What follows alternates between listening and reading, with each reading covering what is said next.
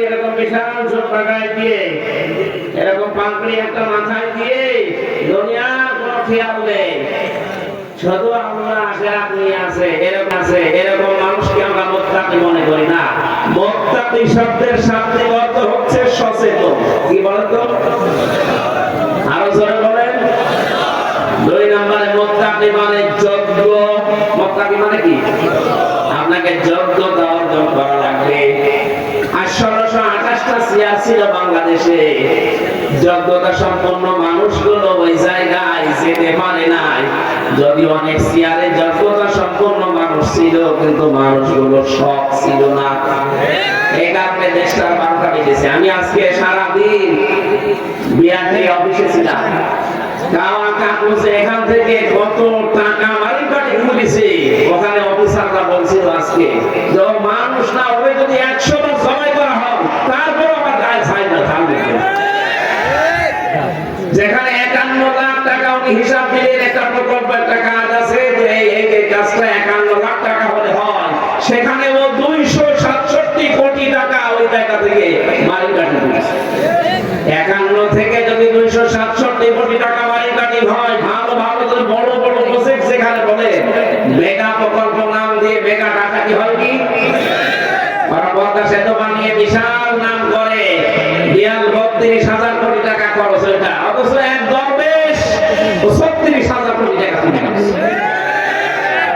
তারপরে যারা বানিয়েছে এখন তারা প্রমাণ করছে যে এই ব্রিজ বানাতে 32,000 কোটি না, 32,000 কোটি হলে এরকম 4টা ব্রিজ বানানো যায়। এই 15.5 বছরে প্রতি বছরে 42,000 কোটি টাকা পাচার করেছে। কেউ বেগম পড়া, কেউ সাহেব পড়া, কিন্তু আল্লাহ হয়েছে ওইভাবে থাকতে দেয় না কাউকে। আমি এটা মালয়েশিয়া ছিলাম কয়েকদিন আগে, বেগম পড়া না, এখানে সাহেব পড়া বানিয়েছে শয়তানরা, কিন্তু থাকতে পারে না। আমি যে হোটেলে উঠে দেখি হোটেলের নিচে দুজন চা খাচ্ছে, কি গো এখানে হুজুর আগে বানিয়েছে। সাহেব পড়া থাকবে না, ওখান থেকে মাল খাবো। বাংলার জনগণ এখানে আছে, ওখানে যদি আমাদের দেখতে পাই পিটিএ ভাতা বানিয়ে ফেলবে। কি করলে অবৈধ টাকাগুলো পাচার করে এদেশে এখন যারা বিশেষজ্ঞ, আমি কয়েকদিন আগে একজনের সাথে যাচ্ছিলাম মৌলভী বাজারে, পাইলট, হেলিকপ্টার পাইলট আমার বারবার বলছিল হুজুর এই যে নিচে টাকা দেখতে পাচ্ছেন, এই জায়গাগুলোতে বহু মানুষের কর্মসংস্থান তৈরি করা সম্ভব ছিল, কিন্তু জালেমরা টাকাগুলো সব বাইরে পাচার করে দিয়েছে। ওরা যদি টাকা বাইরে পাচার না করে শুধু এই দেশে কর্মসংস্থান তৈরি করত, 36 লাখ যুবক এখন বেকার, এরা বাইরে যে পায়খানা সাফ করে, রাস্তা পরিষ্কার করে, করা লাগতো না, এদেশে সম্মানজনক কর্মজীবন নিয়ে বেঁচে থাকতে পারতো। কোনদিন এদেরকে ক্ষমতা থেকে লাভা লাগতো না। 36 লাখ যুবক তাদের কর্মসংস্থান পেয়ে যেত, তাও হালাল ভাবে। শয়তানরা টাকা পাচার করে খেতেও পারে না, এখন আর দেশেও আসতে পারে না। কি করলেন আপনি? এখানে কোরআনের আজকের এই 15টা পয়েন্ট আমি মনে করব যারা সচেতন এখানে আছেন, যারা যোগ্য এবং যারা সৎ হতে চান, তাদের জন্য আল্লাহ যেন আমি সহ প্রত্যেককে সহজভাবে বুঝে এখান থেকে শিক্ষা নেওয়ার তৌফিক দেন। আরো জোরে বলেন। সব কিছু বাদ দিয়ে আমরা সরাসরি কোরআনে প্রবেশ করছি। বলেন আউযু বিল্লাহি মিনাশ শাইতানির রাজিম, বিসমিল্লাহির রহমানির রহিম। সুজ্জিনা লিন-নাসি হুব্বুশ শাহাওয়াতি মিনান নিসা। প্রথম শব্দ এটা, সূরার নাম সূরা আলে ইমরান। কি বললাম? 200টা আয়াত আছে, 20টা রুকু আছে। আমরা মাত্র একটা আয়াত পড়েছি, এখান থেকে আরম্ভ করছি তাফসীর আকারে। 14 নম্বর আয়াত, 14, 15, 16, 17 এই 4টা আয়াতের উপরে কথা বলবো। থাকবেন আপনারা ইনশাআল্লাহ? অন্তত 40-45 মিনিট সময় আমাকে দেন, আমি সামারাইজ করে ফেলবো ইনশাআল্লাহ। সহজ সরল ভাবে আপনাদেরকে বোঝানোর তৌফিক আল্লাহ আমাকে এখনই দান করুন। গাজীপুরবাসী আর ইমরান আলম শব্দের শাব্দিক অর্থ হচ্ছে সম্মানিত। ইমরান মানে ইমরানের, লালন মানে সম্মানিত বংশ, ইমরান মানে ইমরান। এটা হযরত ইব্রাহিম আলাইহিস সালামের বাবার নাম, হযরত মূসা নবীর বাবার নাম। দুইজনের নাম ইমরান ছিলেন। পৃথিবীতে এই দুইটা সম্মানিত বংশের নামে আল্লাহ সূরা দিয়েছেন। তাই বলে সূরা আলে ইমরানের ভেতরে শুধু এই দুই বংশের আলোচনাই নেই, আরো অনেক আলোচনা আল্লাহ আমাদেরকে শুনিয়েছেন। সম্মানিত বংশ হওয়ার জন্য যে সমস্ত গুণাগুণ দরকার, তার ভেতরে সূরা আলে ইমরানে হযরত ঈসা রূহুল্লাহ, তার নানা ইমরান, হযরত মূসা কালিমুল্লাহ, তার বাবা ইমরান, এই দুইজনের নাম সম্মানিত বংশ। পরিবার আপনি স্বামী বাকি পরিবারের কথাগুলো বাদ দিলাম, এই দুই পরিবার আপনি সামনে রাখেন আর বাংলা 18 কোটি জনগণকে সামনে রাখেন। আমার মনে হয় 100 জনের 96 জন অন্তত এই মাজলুম পরিবারটার প্রতি তাদের আসক্তি পেশ করবে, ভালোবাসা, মহব্বত, মায়া, এটা আগ্রহ পেশ করবে। আর 100 জনের হয়তো 4 জন হয়তো ওই পরিবারকে বলবেন না এইভাবে মারা ঠিক হয়নি, অন্যভাবে মারা দরকার।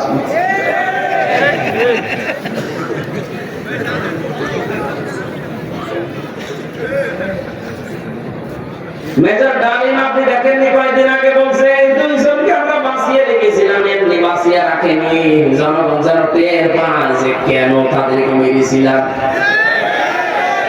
বেশি বলে ফেললাম। এই দুইজনকে যদি ওই সময় আল্লাহর কাছে পাঠিয়ে দিত তাহলে 2732 জন মানুষ মরে যেত না, 2780 জন মানুষ হাসপাতালের বেডে কাতরাতো না।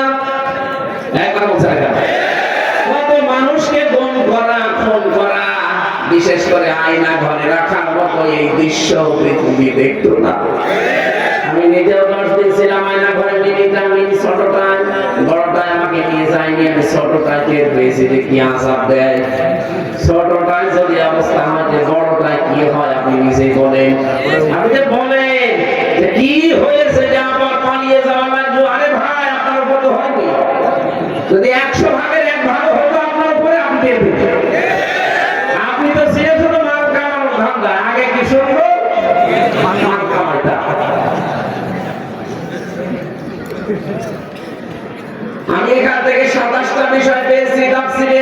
কোন মাসলুম যদি সত্যি মাসলুম হয়ে যায়, রব্বুল আলামিন এই তথ্যটা সূরা মারিয়াম 16 নম্বর পারা 11 নম্বর পৃষ্ঠার প্রথম নম্বর লাইনে 96 নম্বর আয়াতে পাবেন।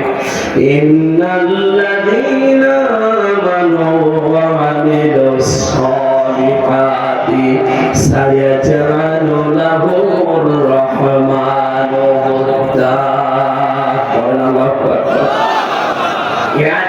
তাফসীরের বিষয় আমি যেখানে পড়েছিলাম ওখান থেকে আরম্ভ করছি। আজকে 15টা জিনিস কিন্তু নিয়ে যাওয়া লাগবে। 6টা জিনিসের উপরে আল্লাহ বলেন तमाम দুনিয়ার মানুষের আমি আসক্তি তৈরি করে দিয়েছি, ভালোবাসা, মহব্বত, আকর্ষণ, শোষণ।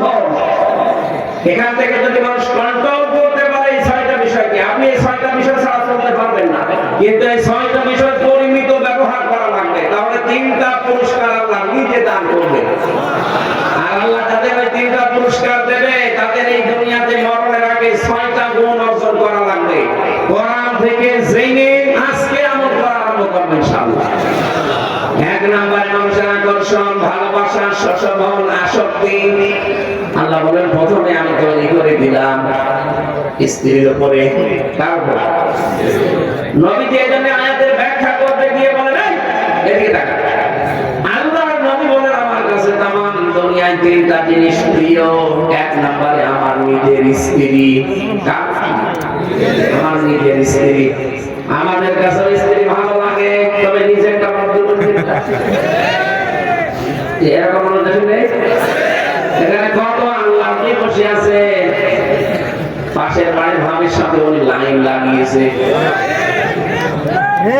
বিবাহিত মেয়েদের সাথে যারা লাইন করে এই মুহূর্তে তওবা করে, কারণ জীবনও আপনি তার স্বামী ছেড়ে না দিলে বিয়ে করতে পারবেন না, আর সারা জীবন আপনি আফসোস আফসোস করে মরলেন।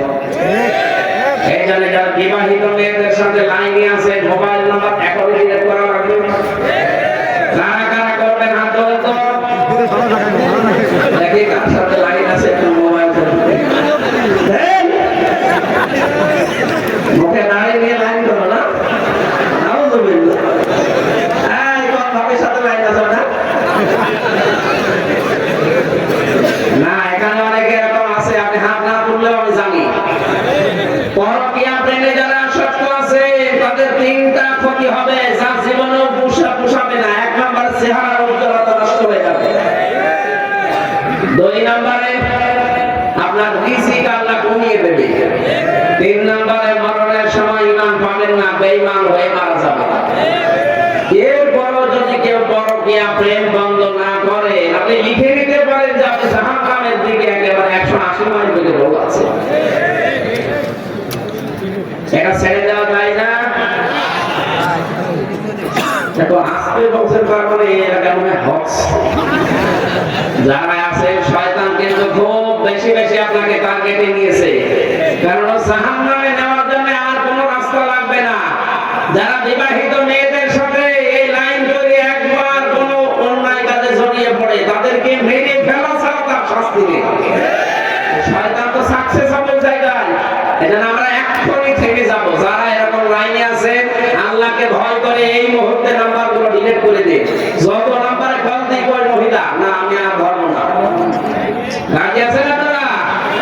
যারা যারা রাজি আছেন তারা হাত তোলে তোলে না কারণ তোলে। আলহামদুলিল্লাহ এলাকায় যাক আলহামদুলিল্লাহ চলছে এই কাজ। নবীজি জানিয়েছিলেন আমার কাছে আমার স্ত্রী ভালো লাগে।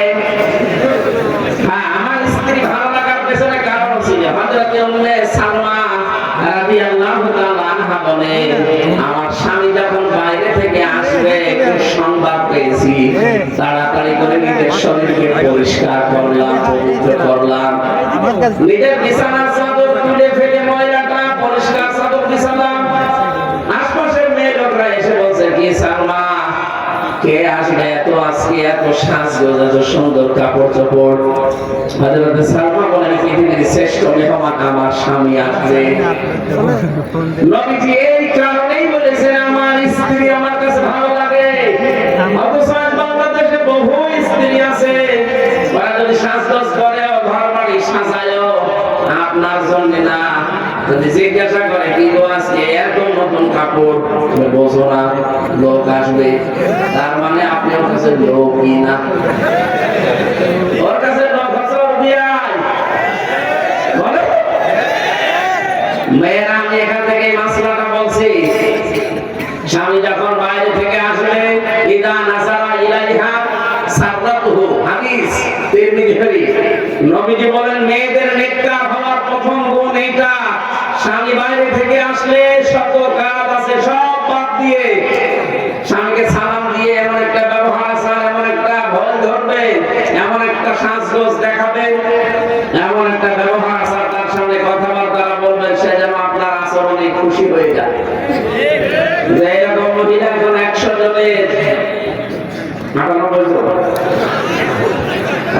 2 জন পাওয়া যাবে না। এই কারণে আমার মনে হয় পরকীয়া প্রেম বাড়তেছে। ওরা বাইরে থেকে এসে স্ত্রীর কাছে রেসপন্স পায় না, যেটা পাওয়া দরকার ওইটা পায় না, তখন লাইন করে। কথা বলেন ঠিক কিনা? এটা একটু জোরে বলেন। শোনো মেয়েরা এসেছে, সম্মানিত মা বোনেরা ভালো করে শোনেন, শুধু নামাজ পড়া রোজা রাখা কালো বোরকা পরা ইবাদত না। স্বামী বাইরে থেকে আসলে আপনার ইবাদত দুনিয়ার সব কাজ বাদ, স্বামীকে সময় দেওয়া লাগবে, এইটাই আপনার ইবাদত। একটা টাকা যাকাত দেয়নি, একবার হজ করেনি, কারণ এই বিধানগুলো সব তার ইন্তেকালের পরে। অথচ আল্লাহ নিজে জান্নাতে একটা ঘর বানিয়ে তার জন্য পাঠিয়ে দিয়েছে। জিবরাইলকে বলেছে এই ঘরটার সুসংবাদ আমার নবীর মাধ্যমে খাদিজাকে জানাও যে একটা নয়েজ মুক্ত আওয়াজ মুক্ত একটা ঘর আমি বানিয়েছি, যে ঘরে খাদিজা ছাড়া কেউ যেতে পারবে না। ফেরেশতা জিজ্ঞাসা করে রব্বুল আলামিন এই ঘরটার ভেতরে কোনো আওয়াজ নেই, নয়েজ নেই, শুধুমাত্র খাদিজা ছাড়া কেউ যেতে পারবে না। কারণ কি? নবীজি বলেন আমার খাদিজা আমার নবী মুহাম্মদ রাসূলুল্লাহ তার স্বামীর জন্য তার ঘরটাকে নয়েজ মুক্ত, আওয়াজ মুক্ত রাখতো। আপনিও যদি আপনার স্বামীর জন্য আপনার ঘরটাকে নয়েজ আওয়াজ মুক্ত রাখতে পারেন, আশা করা যায় খাদিজাতুল কুবরার সাথে আপনিও জান্নাত পাবেন। বাইরে থেকে এসে ঘরে ঢুকতে দেরি মনে হয় একটা জাহান্নামে ঢুকলাম নাকি বেশি করে ফেলবো।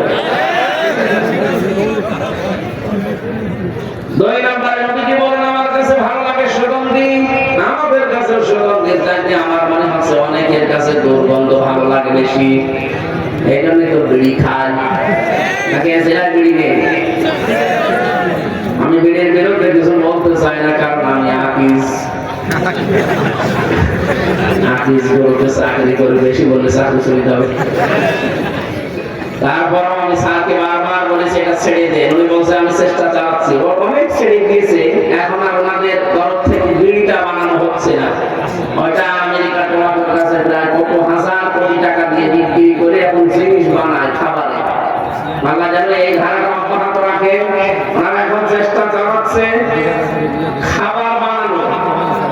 বিড়ি যারা খান হয়তো আপনাদের এলাকায় তো তৈরি হয় না, এগুলো তৈরি হয় কুষ্টিয়া, চুয়াডাঙ্গা, যশোরে।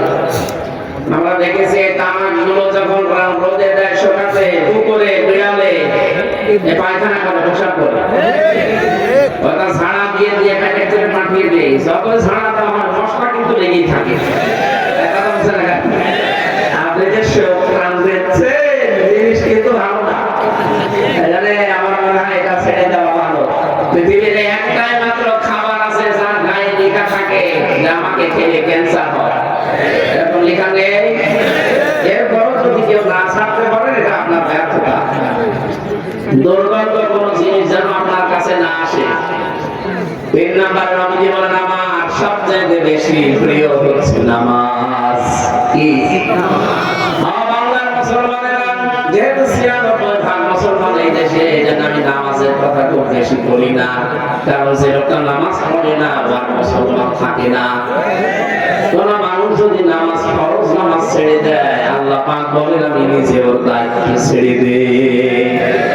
কোন বাবার দায়িত্বে থাকবেন আপনি, কোন নেতার দায়িত্বে থাকবেন আপনি, আল্লাহ যদি আপনার দায়িত্ব ছেড়ে দেয়, মানে জানেন আপনার পেছনে 19টা ফেরেশতা কাজ করছে, 24 ঘন্টা আপনি যে চলাফেরা করেন ভগবান, 19টা ফেরেশতা আপনার পেছনে লেগে আছে আপনাকে সাহায্য করার জন্য। রব্বুল আলামিন বলেন একদিন যদি বলি যে ওর দায়িত্ব নেওয়ার দরকার নেই, দুনিয়ায় আপনি সঠিকভাবে থাকতে পারবেন না। আল্লাহ বলছেন নামাজ যখন বান্দা ছেড়ে দেয়, ফরজ নামাজ বিশেষ করে, আমি আল্লাহ নিজে ওর দায়িত্ব ছেড়ে দেই। যতদিন এই দেশে রাষ্ট্রীয়ভাবে নামাজ কায়েম না হয়, আমরা মুসলিম দাবি করলে জীবন চলে গেলেও নামাজ ছাড়বো না। আছেন আপনারা وَأَمُرْ أَهْلَكَ بِالصَّلَاةِ وَاصْطَبِرْ عَلَيْهَا لَا نَسْأَلُكَ رِزْقًا نَحْنُ نَرْزُقُكَ وَالْعَاقِبَةُ لِلتَّقْوَى। সূরা তাহার 132 নম্বর আয়াতে আছে আল্লাহ বলেন হে নবী পরিবারস্থ লোকদেরকে নামাজের আদেশ দেন, আপনি নিজেও নামাজের উপর অটল থাকেন। রিজিক আপনার কাছে আমি চাই না, বরং রিজিক আপনাকে আমি আল্লাহ দান করি। শুভ পরিণাম যারা মুত্তাকি তাদের জন্য অপেক্ষা করছে। কত মানুষ আমরা দোহাই দেই যে নামাজ পড়বো, কোন সময় কাজ করে শেষ করতে পারি না। আরে ভাই আপনার চাইতে কাজ হযরতে তালহা ইবনে জুবাইর কম ছিল না। আপনার তো পোশাক আশাকের অভাব হয় না। তালহা জীবনে পড়লাম ওনার মাত্র একটা পোশাক ছিল, তারপরেও তিনি ফরজ নামাজ ছেড়ে দেননি। সুবহানাল্লাহ বলতে পারেন না? কিয়ামতে ওনাকে যখন আপনার সামনে দাঁড় করাবে আপনি লাজবাব হয়ে যাবেন। যারা বলে আমরা সাংসারিক কারণে নামাজ পড়তে পারি না, আল্লাহ তোমাকে সেজদা দিতে পারি না, আপনার সাংসারিক কাজ কি বিবির অভিমান চাইতেও বেশি করেন আপনি। যে মানুষগুলো বলে সন্তানাদের যন্ত্রণা ঝামেলায় নামাজের সময় পায় না, আপনার ছেলে মেয়ে কয়টা? হযরত ইয়াকুবের সন্তান ছিল 11টা। কয়টা বলেন? আপনি তো তার চাইতে বেশি সন্তানের মালিক। যাবে না। আজকে থেকে সিদ্ধান্ত নিয়ে বাড়ি যাবে, যতদিন অন্তত এদেশে রাষ্ট্রীয়ভাবে নামাজ কায়েম হলে তখন আর ওয়াজ করা লাগবে না, আপনি বাধ্য হবে নামাজ পড়তে। নামাজ না পড়লে তখন আপনাকে ধরে হয় পিটাবে, এলাই 12 বছর ছেলে রেখে দেবে, এমনি নামাজ পড়বেন। এখানে যতদিন কায়েম না হয়, নিজে এবং পরিবারস্থ লোক আমার আন্ডারে যারা চলে, এই মানুষগুলোকে আমরা চেষ্টা চালাবো অন্তত ফরজ সেজদা যেন কেউ ছেড়ে না দেন। আল্লাহ আমি সহ যারা আসলাম আমাদেরকে এই হুকুমটা মেনে চলার তৌফিক দাও। দুই নাম্বার পয়েন্টে আল্লাহ জানিয়েছেন আল বানিন, সন্তানাদি এটা মানুষের আসক্তির কারণ। এটা প্রেমে পড়ে মানুষ যেন আল্লাহর আইন আল্লাহর বিধান ভুলে না যায়। বহু মানুষ আজ আমরা সন্তানাদিকে সুখে রাখতে গিয়ে তাদের সুখের জন্য খুশির জন্য দুনিয়া কামাই করতে গিয়ে ডান হাত বাম হাত দেখে না, বাবা শাহজালাল সব আল্লাহ করে। এখানে একটা শিক্ষা আমাদের জন্য আল্লাহ দিয়েছেন, এদিকে তাকান। আপনি যে সন্তানের সুখের জন্য খুশির জন্য বিশাল সম্পদের পাহাড় করলেন, ডান হাত বাম হাত দেখলেন না, আপনি কি মনে করেন আপনি মারা গেলে যে পাপের বোঝা হয়েছে ওটা আপনার সন্তান বহন করবে? এমনকি যে বিশাল সম্পদের পাহাড় তৈরি করে গেলেন গাজীপুরে, আপনি মাত্র 100 বছর পরে এসে দেখেন এই সম্পদে আপনাকে হাত দিতেও দেবে না। আমি নিজে বলছি, আমি আমির হামজা, আমার বাবার নাম রিয়াজউদ্দিন, তার বাবার নাম জাহান আলী, তার বাবার নাম নওয়াজ আলী। এরপরে আমি আর চিনি না, আমি আর চিনি না, কারণ আমার মনে নেই, আমি জানিও না। মাত্র 61 বছর আগে নওয়াজ আলী লোকটা মরে গেছে। তার বাবা খুব বেশি হলো না, 50 বছর আগে মরেছে। সব মিলিয়ে 110 বছর। বলেন তো 110 বছর আগে যে লোকটা মারা গেছে, এই নওয়াজ আলীর বাবা যদি এখন কুষ্টিয়ায় এসে বলে কুষ্টিয়ার এই 2 তলা বাড়ি আমার, এই ভিটা আমার, ওর দাঁত মুখ করে ফেলবো না। ভণ্ডামি করা যায় কখন? কিসের নওয়াজ আলীর বাবা? নওয়াজ আলী কেমন কথা বলছে না? এই আছে দুনিয়া। আল্লাহ বলেন এইটা দুনিয়া, তোর 50 বছর 100 বছর পরে গাজীপুরে এসে দেখ তোরা ঢুকতে দেয় কিনা। আমি কি বানিয়ে বলবো এটা? 100 বছর পরে এখানে যারা আমরা আছি কেউ থাকবো না, নতুন মানুষ এই জায়গায় জমা হবে সব। ওই সময় যারা আসবো আমরা 100 বছর পরে ফিরে আসলে তারা আমাকে চিনবে না। আপনি যদি বলেন না এই ভিটা আমি বানিয়েছিলাম, এই ব্যবসা বাণিজ্য আমার, আমি ডান হাত বাম হাত দেখিয়ে বহু কষ্ট করে কামাই করেছি, আমি আজকে রাতে এখানে থাকবো, আল্লাহর কসম ওই সময় যারা এই গাজীপুরে বাস করবে আপনার ওই বাড়িতে, আপনাকে এই বাড়িতে ঢুকতে দেবে না।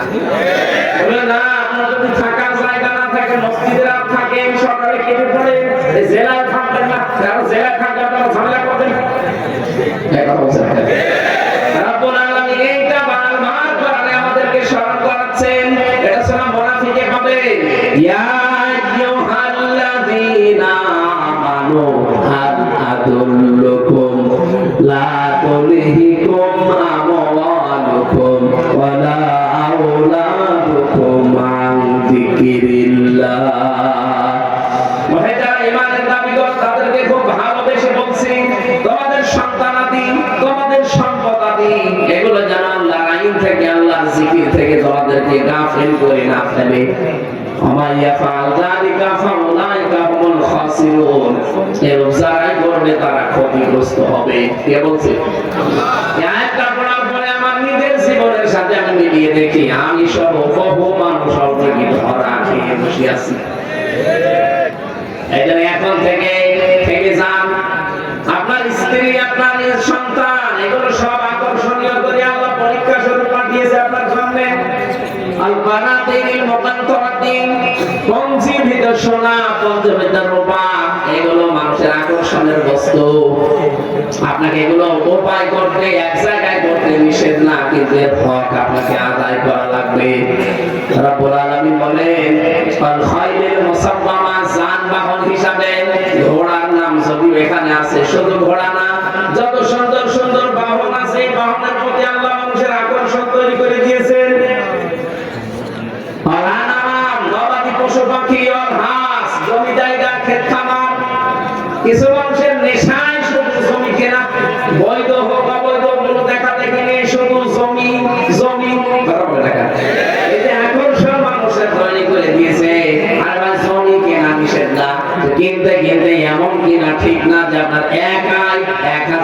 বিঘা হয়ে যাবে। এই বাংলাদেশে আমি একজনের পেয়েছি, একা জমি কিনেছে 5.5 বছরের পিছিয়ে এসেছে টার্মে, শেষের দিকে শেষ 3 বছর না 2 বছর না 7-8 দিন না কতদিন সময় পেয়েছি, আমাদের দিকে 5 বছর। বর্মনার ওই লাইনে পটুয়াখালী বর্মনা 1060 বিঘা জমির মালিক একটা লোক, অথচ নির্বাচনের সময় যে জমা দিয়েছে ওই সময় তার মাত্র 7 বিঘা জমি ছিল। সব তো ফেরেশতারা 5 বছরে তার দিয়ে গেছে। কি করবেন এই জমি নিয়ে আপনি? এত জমি কি হবে আপনার?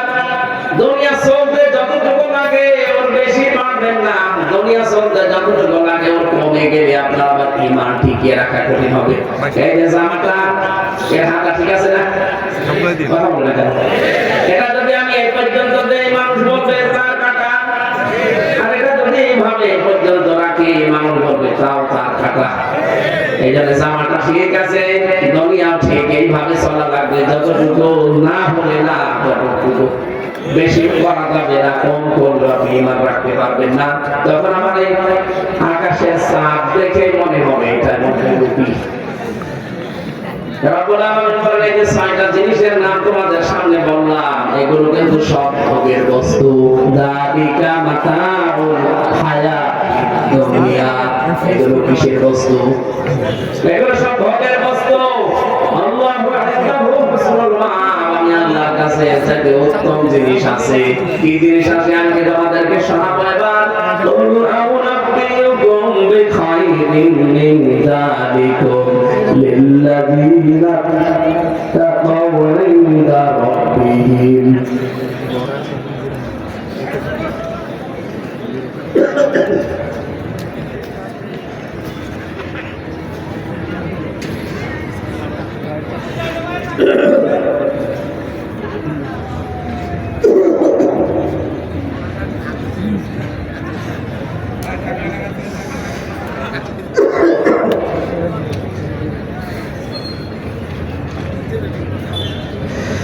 Subhanallah, alhamdulillah.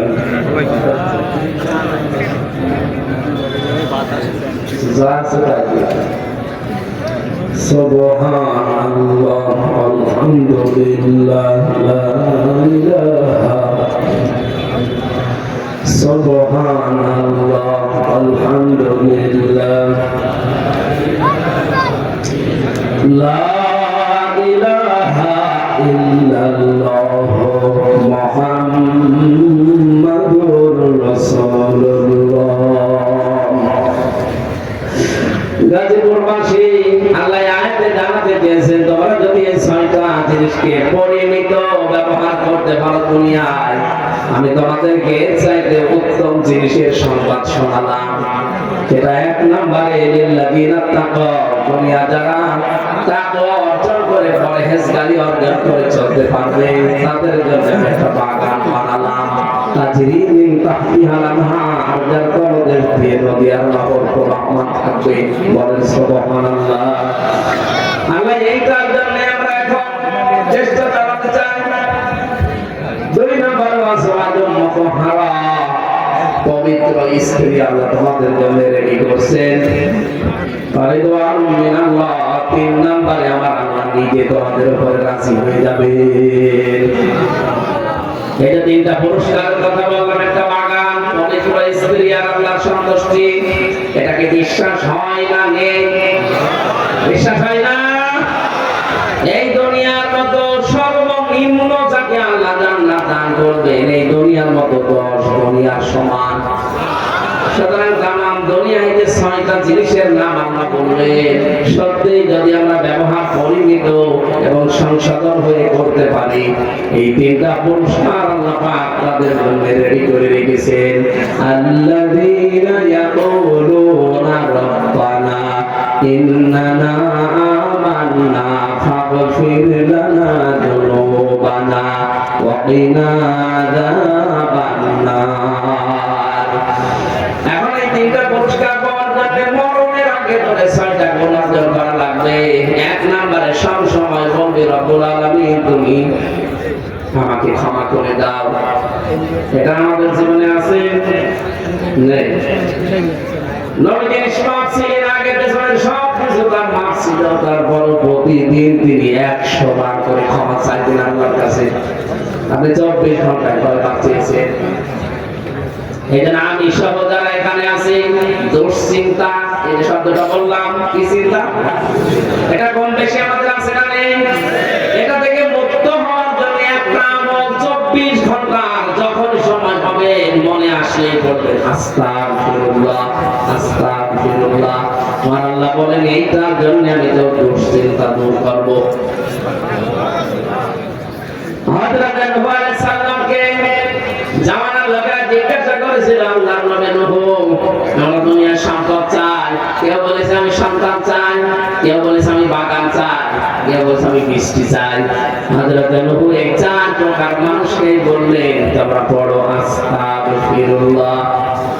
তার খাদেম যিনি ছিলেন জিজ্ঞাসা করছেন, আল্লাহর নবী 4 প্রকার লোক আসলো আপনার কাছে, 4টা জিনিস চাইলো, আপনি সবাইকে বললেন যে আস্তাগফিরুল্লাহ। এত সব রোগের এক ঔষধ হয়ে গেল।